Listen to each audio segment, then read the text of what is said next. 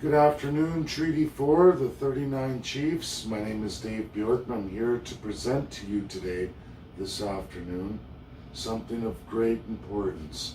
Next slide, please.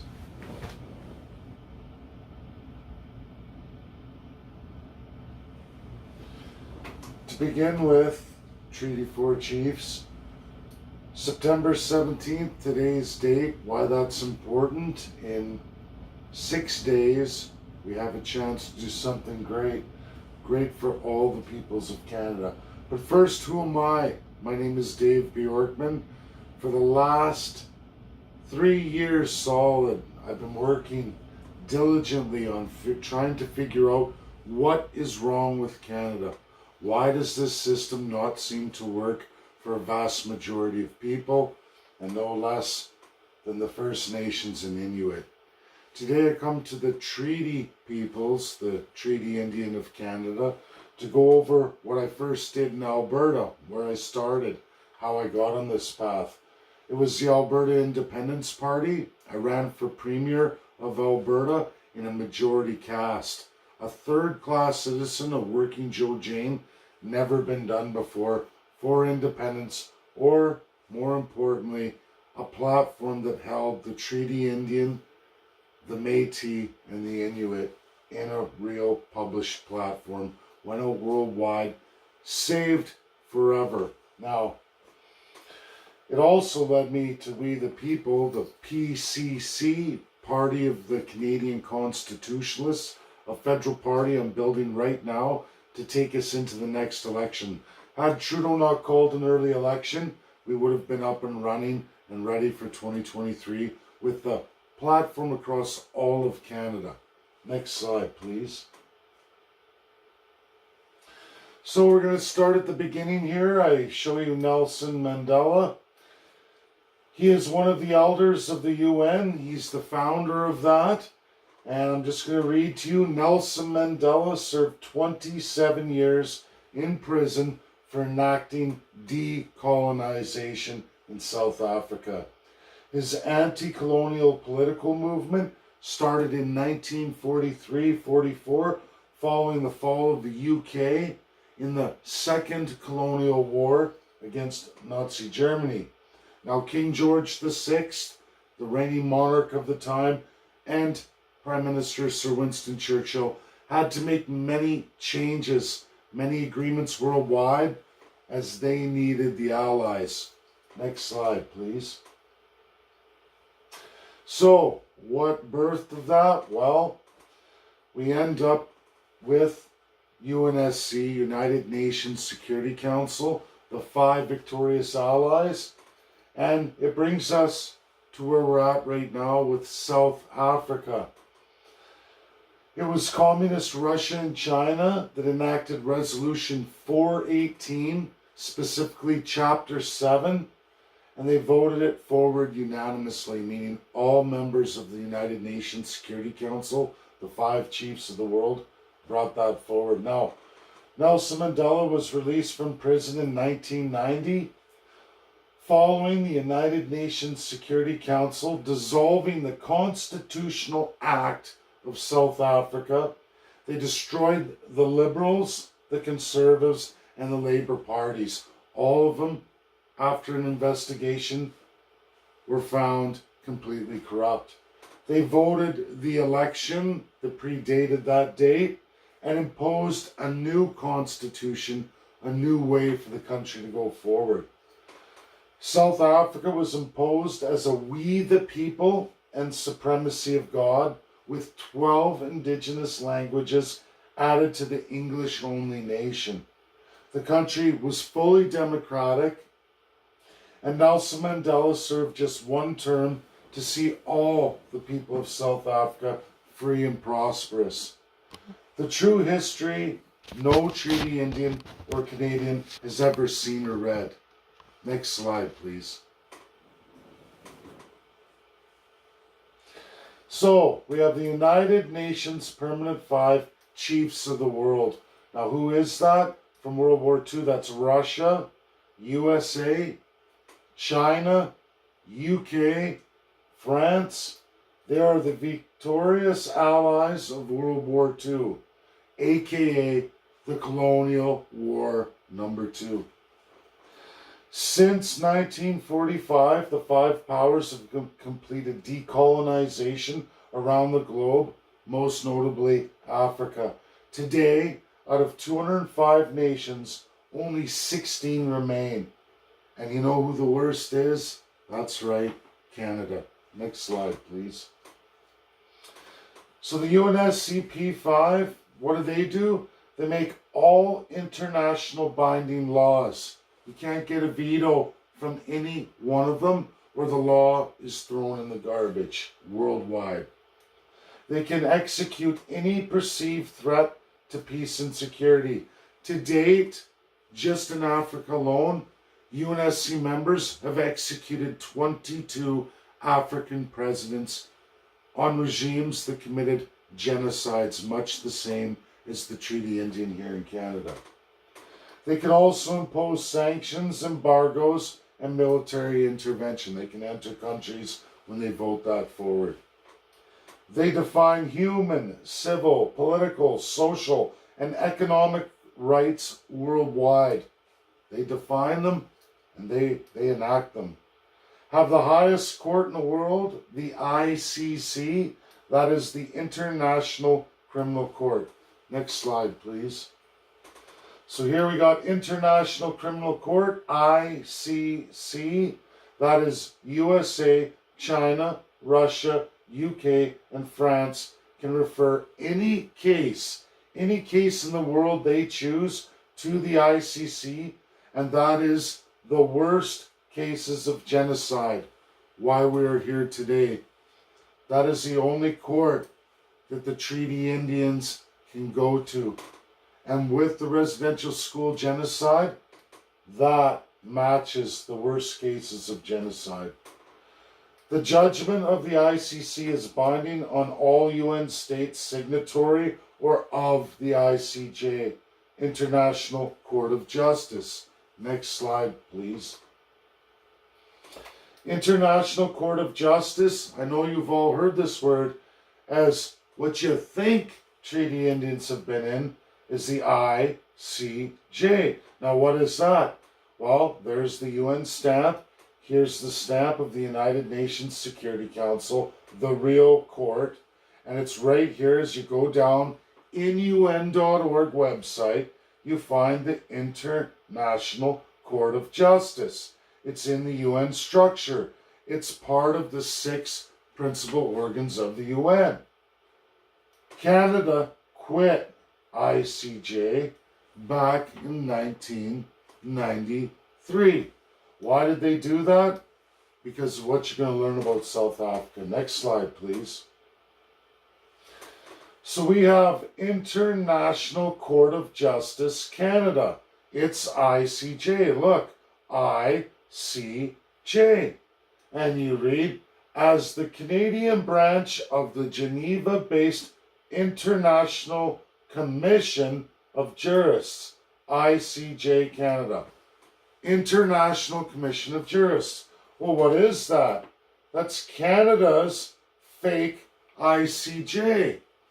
It's an International Commission of Jurists. When you look that up right here, you find out is a non-governmental organization, an NGO, meaning Canada's for Hire built court, so that nobody in Canada, not one Treaty Indian or any First Nation persons, could ever go to the real ICJ. Instead, they go to an NGO hired by the government.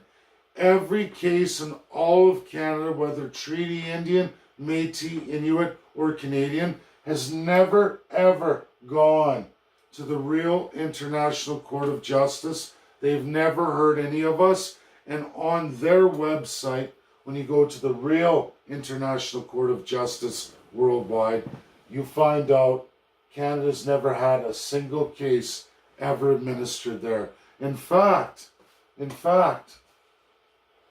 only one case, it was another country bringing us there. Next slide, please. I'm going to tell you a little bit about me and my promise to the Alberta Treaty Indians. This was done in 2019 and it led up to my work today. Back in 2019, for Treaties 4, 6, 7, 8, and 10, this is the Treaty 4 overlap from Saskatchewan to Alberta and the Treaty 10 overlap to Alberta.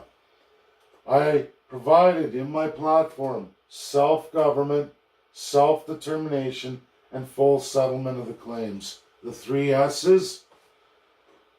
To get there, I had to learn every UN binding law. I had to learn the Charter of 1945, law of sovereignty, the absolute law that gives everybody sovereignty, every nation, and all peoples of the world.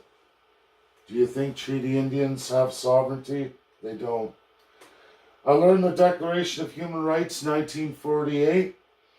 I learned the 1948 Convention on the Crime and Prevention of Genocide, the 1960 Declaration granting independence to all colonial countries and peoples. Did you guys get independence? 1966 International Covenant on Economic, Social, and Cultural Rights. These binding laws right here have been signed and ratified by Canada, every single one. But you know what? They have breached every single one with the Treaty Indian since absolutely Canada's inception, to the point that they were completely independent of the UK and the UK Crown in absolutely 1952 until today. Next slide, please. We got Treaty Indian and history, and I started here as I went through Canada. 1876 Indian Act, sections 115, A, B, C, and D. And you know what you find there? A complete disclosure right there from that day forward of the genocide of the Treaty Indian. And that's your act that was bound to you way back in 1876 over all treaty lands. And what does it say? It says they can take your children by force. They can punish your children. They can hire any church, all church under the state to administer any punishments or oversee Indian child, whether the parents like it or not. Completely in contravention of world binding laws, a complete human rights violation. Going up these 2 points to 2014 and onward in the territories till right now. The government of Canada's genocide from absolutely 1952 till present day. In 1952, King George VI passed away, but not before he had removed UK and the Crown absolutely from Canada. In 1945, the Allies, under the Charter of the UN 1945, abolished all Crown over any countries. It is forbidden from any country, including the UK, from governing any other nation, which Canada's Constitution clearly breaches that. The current Indian Act completely breaches that. And like I said, it's been your Canadian politicians who stole the Crown in 1952, Liberals and Conservatives, and from there on every party has enacted genocide on all of you. We have Indian school genocide hidden from the UNSC P5, ICJ, the Real International Court of Justice, and the ICC, International Criminal Court, highest court of the P5, the last chance. In 1984, UNSC moves in on South Africa with the Real ICJ. They start hammering them with International Criminal Code. You know what Canada does in 1985? Rewrites the Canadian Criminal Code, forced on South Africa from the ICJ, from the Allies of World War II. Canada runs from that, makes their own criminal code. Oh, look at us. We've implemented all these things. From that day forward, more Indians ended up in jail than any other minority group in Canada or any other ethnic group in Canada, majority or not, by a large margin. Did you know that Canada put in all of these international rights in the criminal code? However, decolonization, completely illegal, upwards of 10 years in prison. When decolonization is mandatory international law, it's in this, hidden from the Allies, as they say, oh look, we added genocide. Do you know what the crime of genocide comes with? 6 months to 5 years maximum. When you work out the sentences, people could do as little as 2 months in a Canadian jail, even on a maximum over genocide in the Canadian Criminal Code. However, decolonization could land you 10 years.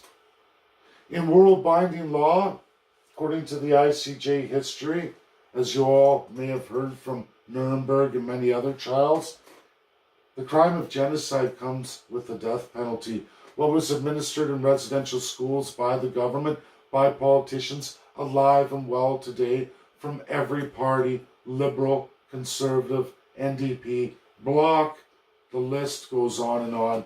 There's not a good one in the bunch. In 1993, South Africa, multi-parties destroyed. The UNSC moves in, destroys all the political parties of South Africa. Couldn't find a good one after that investigation over that period of time from Nelson Mandela in 1990 to 1993. UNSC, under that 418 resolution, Chapter 7, moves in with the ICJ's recommendations, destroys the political parties. Canada quits the ICJ after South Africa's demise in this ICJ. Constitution scrapped, parties scrapped, a new imposed constitution by communist countries, but the law of sovereignty dictate the people get to decide. They decide full democracy. Nelson Mandela was no communist. He went full democratic because that's what the people wanted. They wanted freedom, as all people want freedom. And Canada was so scared. The Liberals who were in power at the time, I should say the criminal code led up to this by the Conservatives and their friends, the Liberals, in 1994, walk away from the International Court of Justice, quitting binding laws of the UN to administer their own. Canada creates the fake ICJ. All human rights cases go to fake Canadian kangaroo court. Treaty Indians sent to the fake ICJ, International Commission of Jurists, an NGO, a non-governmental organization hired by the Canadian government to protect the Canadian government from any real accountability whatsoever. Next slide, please. So the Treaty Indian solution, everybody, we got one. Well, I'm going to start with in 2019, I spent 2 days with 49 chiefs of Alberta. I made a promise, I kept, and now I'll present to you today. Day 2 was with Perry Bellegarde, who was at the time the national chief.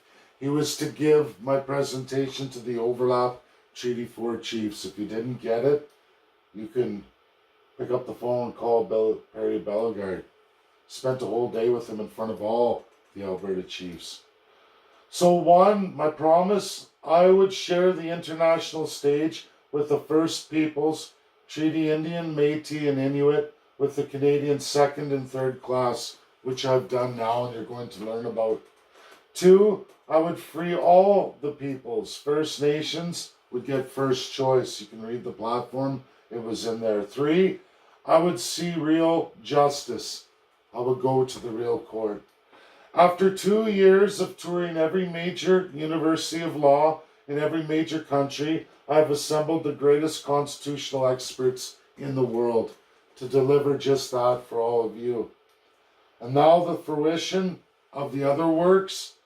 So the ICC, the International Criminal Court, I've spent 2 years with them, completely educated in all their history, trained by the former president, former Crown prosecutors, and many more of the former Supreme Justices of the ICC. I was trained I went through courses. I completed that this year. I also created 700 plus exhibits on the Canadian government, both regionally and federally, guilty of residential school genocide.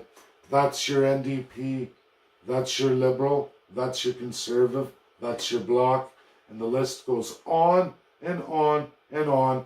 Every elected politician. I met the P5 correspondents and study as well as they've assisted me. They've assisted me on massive documentation I had never ever seen before. No Canadian or Treaty Indian has ever seen.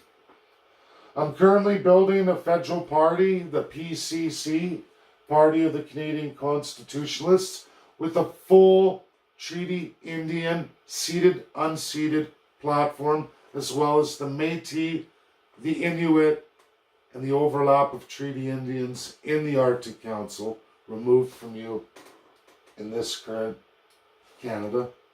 Next slide, please.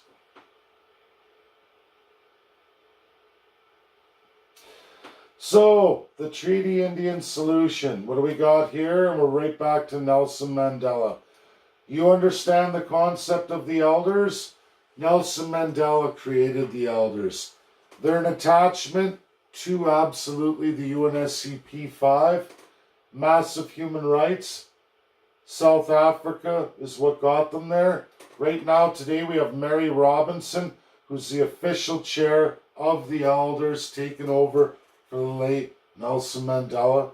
She's Irish. The history of the Irish overlaps absolutely the Treaty Indians, their history and what they went through. And right now, in this month, it is Ireland's presidency of the UN Security Council. We have decolonization coming September 23rd with the UNSC P5 at 8 a.m., a debate. Treaty Indians have a voice. Will you, the chiefs, add your name? Email me, Dave, vjbjorkman@gmail.com. The organizer of you is Lynn. She has my email. You can sign on. It is you who can save the Canadian Indian, and it is you who can also save the second and third class Canadian citizen. A platform, a political will that will move every Canadian in your favor. We can settle this country. We can all have what we want. We can do it together, and we can get justice for those children. The one and only case in Canada that can be heard in the ICC. We don't get, with this regime of Canada in any of the political parties, we don't get the International Court of Justice because Canada quit. And I want you all to know USA, UK, and all the UNSC and many UN states are all in the ICJ, and they all recognize or at least administer the ICC. It is only rogue Canada that wants nothing to do with any of this or the ICJ, and because of that, there is only one case in Canada right now, and it's the Treaty Indian Genocide from Residential Schools Canada. It goes long into the present, it overlaps every party, and can get what Nelson Mandela did for South Africa done right here for Canada. That's one of the avenues, the avenue we need you for right now. Thank you. That is my presentation. And now, without further ado, I'm going to bring to you one of your own, Tina Maravich, the love of my life, my partner, a Treaty 4 Indian, who wishes to address all of you. Thank you.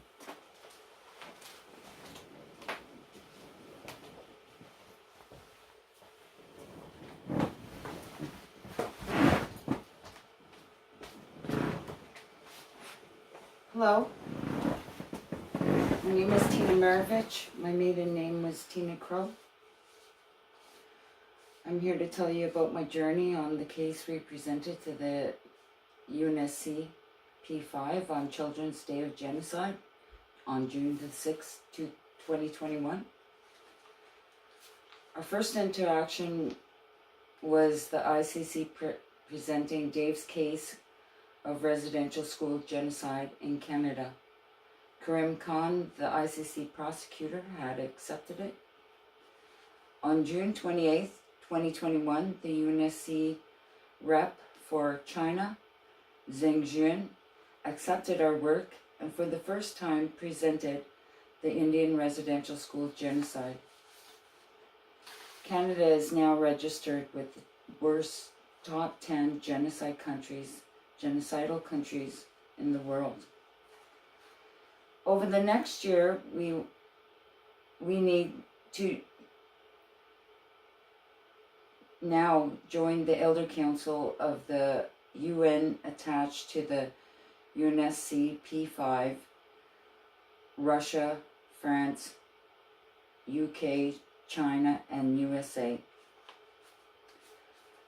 Please drop all combined cases that include the US. We cannot combine the cases as the US has been settling with the American Indians since 1924.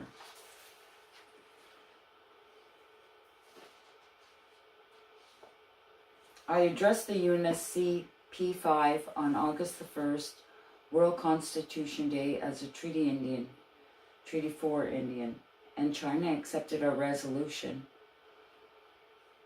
with a path forward and are analyzing it now. We need you to join us for the love of our children and the next 7 generations. Let's fix what was and is being done to our children today. We can put a stop to Canada's genocide on treaty people once and for all. We can prosper on our lands that Canada calls federal crown lands and provincial crown lands by use of colonialism. We can come together like the strength of our braids, and be stronger if you stand beside me. Come together and help me right the wrongs of the past so that we can thrive as a people. The UNSC P5 have never known a Treaty Indian existed until now because Canada has hidden their genocide so well. Let's show them who we are. Thank you. Kichimigud. Kichimigwak.